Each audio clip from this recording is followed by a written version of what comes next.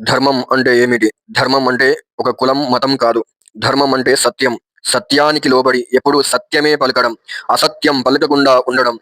ధర్మం అంటే అహింస చేయకుండా ఉండడం. ఏ జీవికి హింసించకుండా, హాని చేయకుండా బ్రతకడం. పేదవారికి దానం చేయడం ధర్మం. దయ చూపడం ఒక ధర్మం. ఈ లోకంలో లోక కళ్యాణ కొరకు, ఈ సమాజంలో శాంతిని నిలబెట్టడం కూడా ప్రతి ఒక్కరి ధర్మం.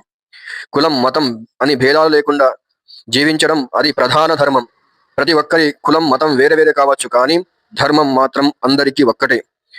మంచి చెడులను గమనించి తన మనస్సాక్షికి లోబడి ప్రతి జీవిపై దయా దాక్షిణ్యం, సహాయం, మేలు చేయడం ప్రతి ఒక్కరి ధర్మం. ధర్మో రక్షతి రక్షితః. ఆ ధర్మానికి మనం రక్షిస్తే, ఈ ధర్మం యొక్క నియమ నిబంధనలు పాటించితే ఆ ధర్మమే మనకు రక్షిస్తుంది. తల్లిదండ్రులకు గౌరవించడం పిల్లల ధర్మం. ప్రజలకు న్యాయంగా రక్షించడం, పాలించడం రాజకీయ రాజు ధర్మం. అహింస, సత్య, దయ, క్రమశిక్షణతో ఉండడం మానవ ధర్మం. ఇతరులు తప్పు చేసినప్పుడు క్షమించడం మానవ ధర్మం. న్యాయంగా సంపాదించడం ధర్మం.